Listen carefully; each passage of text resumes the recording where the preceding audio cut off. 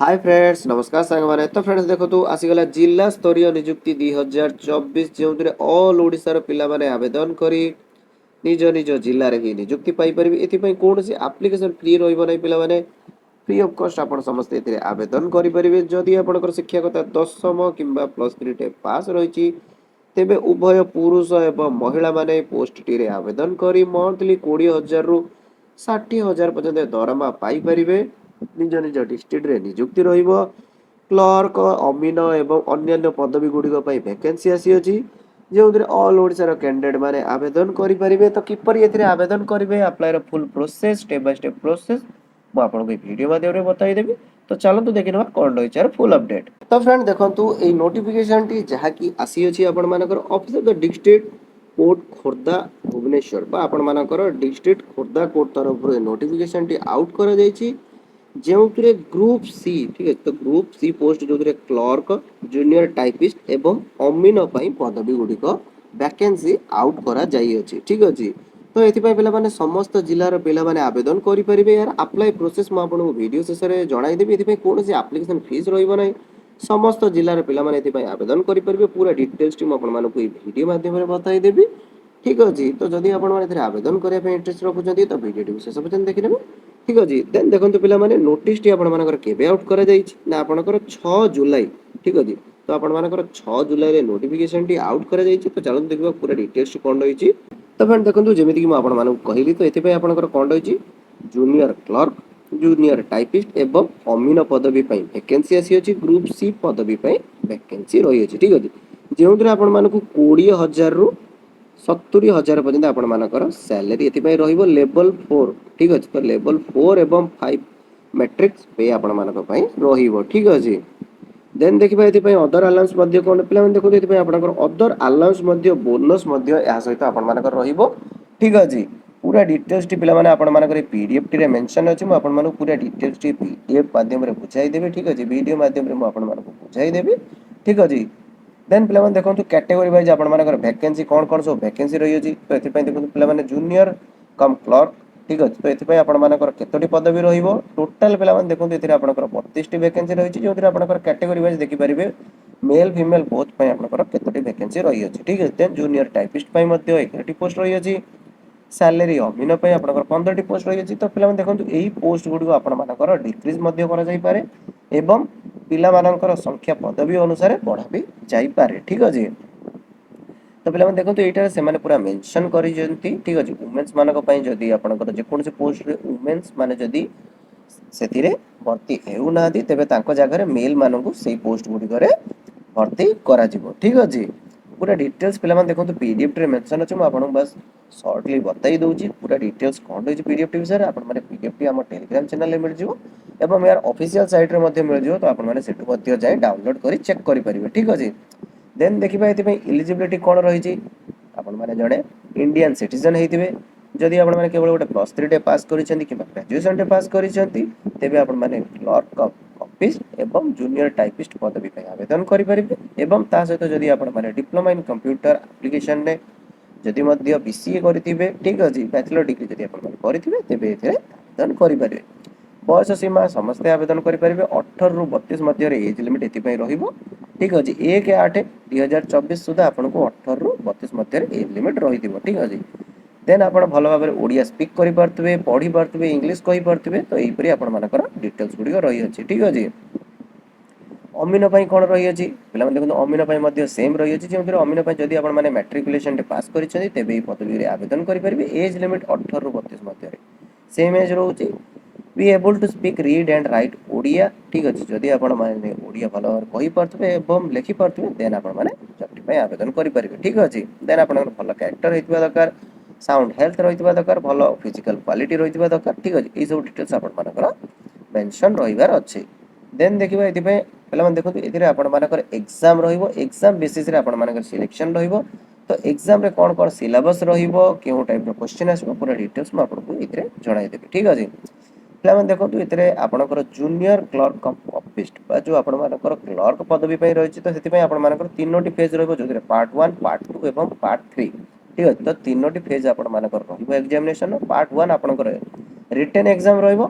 part 2 रे आपण मानकर गोटे कंप्यूटर टेस्ट रहिबो एवं पार्ट 3 रे केवल आपण मानकर भाइबा वॉइस टेस्ट बा जोथरे आपण मानकर इंटरव्यू टेस्ट रहिबो ठीक अछि देखंतु पिला माने सब्जेक्ट कोन रहिबो ना इंग्लिश आसीबो सिंपल इंग्लिश आसीबो सिलेबस कोन रहिबो पूरा बताई देबी ठीक अछि प्रथम आपण माने डिटेल्स बताई दउची देन देखंतु अरिथमेटिक रहिबो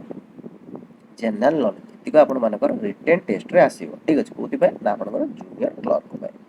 ठीक अछि देन देखिबा एति पे सिलेबस कोन रहिबो तो पे देखो जदि रिटर्न इंग्लिश रे कौन कौन रोची एसे लिखा पड़ो आप इंग्लिश रे then a letter application application English रे लिखा पड़ो then one Odia passage to be translated in English गोटे आपको ओडिया पैसेज दि जाव ताको आपको इंग्लिश रे ट्रांसलेट करिवार अछि इंग्लिश को आपको ओडिया रे ट्रांसलेट करिवार अछि summary of one English passage आपण मानको गोटे इंग्लिश पैसेज दि जाव तार आपको समरी करिवार अछि ठीक अछि तो एही परी आपण मानकर इंग्लिश टेस्ट इंग्लिश सब्जेक्ट जहाँ रही है तार सिलेबस रे एतिकी आपको दि जाए देन अरिथमेटिक रे देखिबा जदि मैथमेटिक्स रे कोन आपनकर आसीबो सिंपल कंपाउंडिंग एंड इंटरेस्ट आसीबो ठीक अछि देन आपनकर परसेंटेज प्रॉफिट लॉस हला देन तापर आपनकर रेट एवं taxes insurance square and cubic measurement ई सब सिंपल क्वेश्चन आपण मानकर आसीबो जहाँ आपण माने 10th क्लास एवं प्लस 2 रे भी मध्ये आपण माने पढ़ी थिबे ठीक अछि देन देखिबा जनरल नॉलेज रे आपण मानकर कोन पचरा जिवो तो जनरल नॉलेज रे केवल आपण मानकर जनरल अवेयरनेस विषय रे पचरा जिवो ठीक अछि जेंतरे general knowledge current event such other matters of everyday observation and experience आपण माने प्रतिदिन कोन ऑब्जर्वेशन करूछन एवं एक्सपीरियंस करूछन तो सेही विषय रे आपण मानकर जनरल नॉलेज क्वेश्चन आसीबो कंप्यूटर कोन टेस्ट ठीक अछि तो computer test to test proficiency आपण मानकर केवल प्रोफिशिएंसी चेक करा जिवो जे आपण माने भलो भाबरे लिखि पारुछन कि नै आपण मानकर टाइप राइटिंग केपरि रही अछि ठीक अछि मेल गुडी को आपण माने भल से लिखि पारुछन कि नै कंप्यूटर बेसिक टेस्ट आपण मानकर सिंपल रहिबो ठीक अछि जेपणी आपनकर एमएस एक्सेल हो किबा एमएस ऑफिस हो एही परि सब आपण मानकर टेस्ट रहिबो भाइबा वॉइस रे आपण मानकर कोन पचारिबो to test a assess the suitability of candidate for the post of particular reference ठीक अछि आपण मानको जनरल बस पचरा जिवो हला alertness general outlook and potential quality आपण मानकर इंटरव्यू टेस्ट रहिबो जोतरे आपण मानकर पोटेंशियल टेस्ट देखा जिवो आपण माने जॉब पई कॉन्फिडेंट अछंती किबा नाही देन देखिबा जूनियर टाइपिस्ट तो एथि पई सिलेबस कोन रहिबो सेम पिला मान रहउची तो एथि पई पिला मान देखंतु आपनकर चारोटी पार्ट रहिबो जोतरे पार्ट 1 ने कोन रहिबो आपण मानकर इंग्लिश रहिबो पार्ट 2 रे टाइपिंग टेस्ट रहिबो जेहेतु एटा आपण मानकर टाइपिंग जॉब रहउची एवं फास्ट आपण मानकर कॉपी ठीक अछि आपण ओनली कॉपी पेस्ट करियार अछि सबुतरे आपनकर कॉपिस्ट जूनियर क्लर्क कॉपिस्ट रहिबो ठीक अछि एतरे आपनकर टाइपिंग रहिबो ठीक अछि देन देखो पार्ट 3 रे कोन रहिबो ना कंप्यूटर साइंस टेस्ट रहिबो देन आपनकर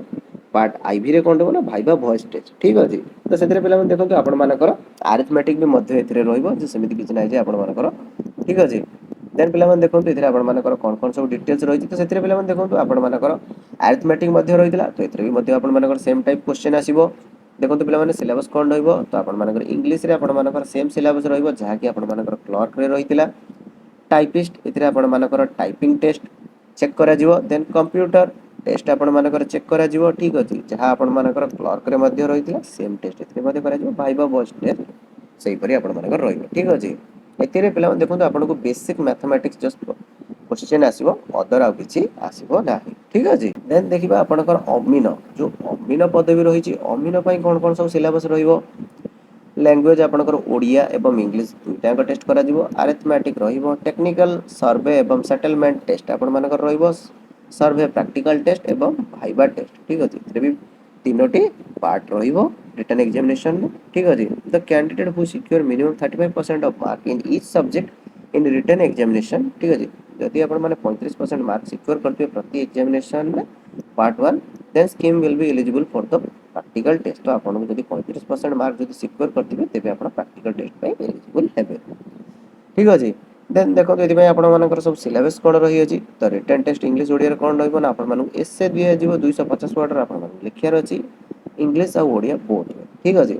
एप्लीकेशन आपण मानु लिखियार अछि इंग्लिश ओडिया रे and Odia passage to be translated into English आपण ओडिया रे गोटे पैसेज दिया जिवो जहा को आपण मानु इंग्लिश रे ट्रांसलेट करियार अछि इंग्लिश रे गोटे पैसेज दिया जिवो ताको आपण ओडिया रे ट्रांसलेट करिवार अछि अरिथमेटिक आपण मानकर सेम रहिबो सिंपल मैथमेटिक क्वेश्चन आसीबो देन टेक्निकल नॉलेज आपण मानकर चेक करा जिवो जे आपण माने किपरि सर्वे करि परछन्ती सेटलमेंट आपण माने किपरि करि परछन्ती देन आपणकर भाइबा वॉइस इंटरव्यू बेस टेस्ट रहिबो ठीक अछि देखो पे last date of receipt of application ए ऑफलाइन प्रोसेस रही ऑफलाइन ही आवेदन कर ठीक अच्छे ऑनलाइन प्रोसेस ना तो स्पीड पोस्ट मध्यम आवेदन करार दि जाइए ये जो एड्रेस टी पे देखो जो एड्रेस टी आपंकर दि जाए तो यही एड्रेस टी को स्पीड पोस्ट करार अच्छे ठीक अच्छे पे पीडीएफ टी पूरा डिटेल्स मेंशन अच्छे मुझे जस्ट आपको सर्टली बताई दूसरी ठीक अच्छे आपने प्रथम पीडीएफ टी को भल भाव पढ़ी ने देन जॉब टी आवेदन करेंगे देन देखिए डॉक्यूमेंट कौन कौन रिक्वायर्ड रहिबो जेपरि आपण जानछन ऑल एजुकेशन सर्टिफिकेट आपण मानकर रिक्वायर्ड रहिबो caste certificate resident certificate passport size photo ठीक अछि देन ता सहित आपण मानकर पैन कार्ड आधार कार्ड ए सब डॉक्यूमेंट आपण मानकर रिक्वायर्ड रहिबो ठीक अछि पूरा डिटेल्स एटा आपण मानकर मेंशन रहै छै आपण माने थरे भल भाबरे पढी नेबे देन तापर जॉब टी आवेदन करिवे ठीक अछि देन देखंतु पिला माने किपरि आवेदन करिवे ता भी मध्ये बताई दोछु म आपण मानको यार अछि ताकर ऑफलाइन एप्लिकेशन फॉर्म टी एटा आपण मान निजर नेम फिलअप करिवे क्यों पोस्ट पय आवेदन करछथि निजर फोटो देबे ठीक अछि पूरा डिटेल्स एटार फिलअप करिवे देन एटा निजर क्वालिफिकेशन देबे मैट्रिक पास करछथि मैट्रिक देबे प्लस 2 करछथि प्लस 3 करछथि डिप्लोमा करछथि जहां भी आपण माने करथिबे एथिरे आपण माने देई परिबे ठीक अछि देन आपण माने कैटेगरी कोन रहिछि पूरा डिटेल रिलीजन कोन रहिछि नेशनलिटी कोन रहिछि ठीक अछि पूरा डिटेल्स आपण माने एठारे देबे देन डिक्लेरेशन एठारे आपण माने signature then place and date दे ठीक अछि या सहित आपण माने जो डॉक्यूमेंट सब रहिथिबो से डॉक्यूमेंट गुडी को आपण माने या सहित अटैच करी दिया जायतिबा एड्रेस रे स्पीड पोस्ट करिवे ठीक अछि तो पहिले देखंतु एई फॉर्म टी रहि छै आपण माने सैलरी अमीनो पई एवं एई फॉर्म टी आपण माने जूनियर क्लर्क कम कॉपिस्ट एवं टाइपिस्ट पई एई बहुत जॉब टी पई आपण माने रहि छै एई फॉर्म टी एवं अमीनो पदवी पई आपण माने एई फॉर्म टी रहि अछि ठीक अछि तो जदि आपण माने अमीनो पई आवेदन करिवे एई फॉर्म टी आवेदन ने करिवे जदि आपण माने क्लर्क एवं टाइपिस्ट पे आवेदन करछन तो आपण माने यार पूर्व फॉर्म टी ठीक अछि फिलअप करि नेबे एवं ता सहित आपण मानकर पूरा डिटेल्स फिलअप करिवे फिलअप करे दिया जायतिबा एड्रेस रे आपण मानको स्पीड पोस्ट करिवार अछि ठीक अछि तो फ्रेंड्स याद दिला जॉब टी फुल डिटेल्स आशा करथिबे आपण मानकर ऑल डाउट क्लियर हो जाइतो जॉब टी विषय रे जदि किछि जॉब टी विषय रे डाउट रहिता तेबे निश्चय आपण तळे कमेंट सेक्शन रे पचारि परिबे तो पुणी देखा हो पिला माने आउ एक अपडेट